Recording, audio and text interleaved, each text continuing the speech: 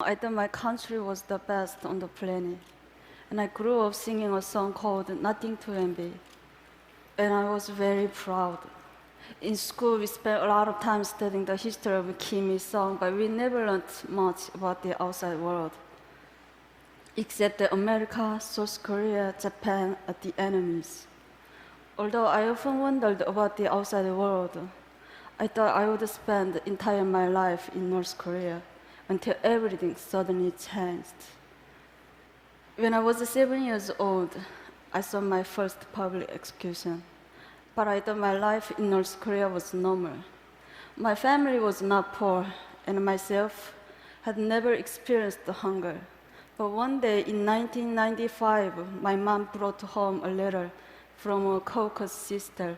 It read, "When you read this, our 5 family members will not exist in this world because we haven't eaten for the past week. We are lying on the floor together and our bodies are so weak. We are waiting to die." I was so shocked. This was the first time I heard that people in my country were suffering. Soon after, when I was walking past the train station, I saw something terrible that still can't erase from my memory. A lifeless woman was lying on the ground while an emaciated child in her arms just stared helplessly at his mother's face. But nobody helped them because they were so focused on taking care of themselves and their families. A huge famine hit North Korea in the mid-1990s. Ultimately, more than 1 million North Koreans died during the famine, and many only survived by eating grass, bugs, and tree bark. Power outages also become more and more frequent, so everything around me was completely dark at night, except for the sea of lights in China, just across the river from my home. I always wondered why they had lights, but we didn't. This is a satellite picture showing North Korea at night compared to neighbors. This is the Amnok River, which serves as a part of the border between North Korea and China. As you can see, the river can be very narrow at certain points, allowing North Koreans to secretly cross, but many dying. Sometimes I saw dead bodies floating down the river. I can't reveal many details how I left North Korea, but I only can say that during dark years of the famine, I was sent to China to live with distant relatives. But I only thought that I would be separated from my family for a short time. I could have never imagined that it would take 14 years to live together. In China, it was hard living as a young girl without my family. I had no ideas what life was going to be like as North Korean refugees. But I soon learned it's not only extremely difficult, it's also very dangerous. Since North Korean refugees are considered in China as illegal migrants, so I was living in a constant fear that my identity could be revealed and I'd be repatriated to a horrible fate back in North Korea. One day, my worst nightmare came true when I was caught by the Chinese police and brought to the police station for interrogation. Someone had accused me of being North Korean, so they tested my Chinese language abilities and asked me tons of questions. I was so scared. I thought my heart was going to explode. If anything seemed unnatural, I could be imprisoned and repatriated. I thought my life was over. But I managed to control all the emotions inside me and answer the questions.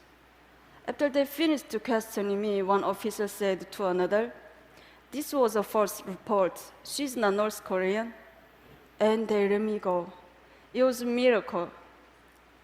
Some North Koreans in China seek asylum in foreign embassies, but many can be caught by the Chinese police and repatriated. This group was so lucky. Even though they were caught, they were eventually released after heavy international pressure. These North Koreans were not so lucky. Every year, countless North Koreans are caught in China and repatriated to North Korea, where they can be tortured, imprisoned, or publicly executed. Even though I was really fortunate to get out, but many other North Koreans have not been so lucky. It's tragic that North Koreans have to hide their identities and struggle so hard just to survive. Even after learning a new language and getting a job, their whole world can be turned upside down in an instant. That's why after 10 years of hiding my identity, I decided to risk going to South Korea. And I started a new life yet again. Settling down in South Korea was a lot more challenging than I had expected. English was so important in South Korea, so I had to start learning my third language. Also, I realized there was a wide gap between North and South. We are all Korean, but inside we have become very different due to 67 years of division. I even went through an identity crisis. Am I South Korean or North Korean? Where am I from? Who am I? Sadly, there was no country I could proudly call my own. Even though adjusting to life in South Korea was not easy, but I made a plan. I started studying for university entrance exam. Just as I was starting to get used to my new life, I received a shocking phone call. The North Korean authorities intercepted some money that I sent to my family, and as a punishment, my family was going to be forcibly removed to a desolate location in the countryside. They had to get out quickly. So I started planning how to help them escape. North Koreans have to travel incredible distances on the path to freedom. It's almost impossible to cross the border between North Korea and South Korea. So ironically, I took a flight back to China and I had to toll the North Korean border. Since my family couldn't speak Chinese, I had to guide them. Somehow through more than 2,000 miles in China and then into Southeast Asia. The journey by bus took 1 week and we were almost caught several times. One time our bus was stopped and boarded by a Chinese police officer. He took everyone's ID cards and he started asking them questions.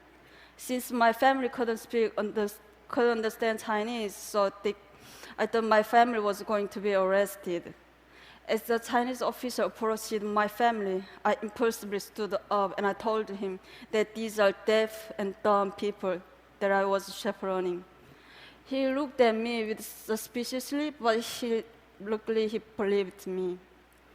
We made it all the way to the border of Laos, but I had to spend almost all of my money to bribe the border guards in Laos. But even after we got past the border, my family was arrested and jailed for illegal border crossing. After I paid the fine and bribe, my family was released in 1 month.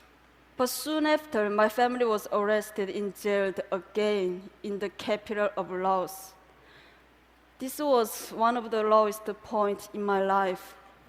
I did everything to get my family to freedom, and we came so close. But my family was thrown in a jail just a short distance from the South Korean embassy. I went back and forth between the immigration office and the police station, desperately trying to get my family out. But I didn't have enough money to pay bribe or fine anymore. I lost all hope. At the moment, I heard one man's voice ask me, "What's wrong?" I was so surprised that a total stranger cared enough to ask. In my broken English and with a dictionary, I explained the situation, and without hesitating, the man went to the ATM, and he paid the rest of money for my family and 2 other North Koreans to get out of jail. I thanked him with all my heart and I asked him, "Why are you helping me?" "I'm not helping you," he said. "I'm helping North Korean people." I realized that this was a symbolic moment in my life. The kind strange symbolized new hope for me and the North Korean people when we needed it most. And he showed me the kindness of strangers and the support of the international community are truly the rays of hope when North Korean people need. Eventually, after our long journey, my family and I were reunited in South Korea. But getting to freedom is only half the battle. Many North Koreans are separated from their families, and when they arrive in a new country, they start with little or no money. So we can benefit from international community for education, English language training, job training, and more. We can also act as a bridge between the people inside North Korea and the outside world, because many of us stay in contact with family members still inside, and we send information and money that is helping to change North Korea from inside. I've been so lucky to receive so much help and inspiration in my life. So I want to help give aspiring North Koreans a chance to prosper with international support. I'm confident that we will see more and more North Koreans succeeding all over the world, including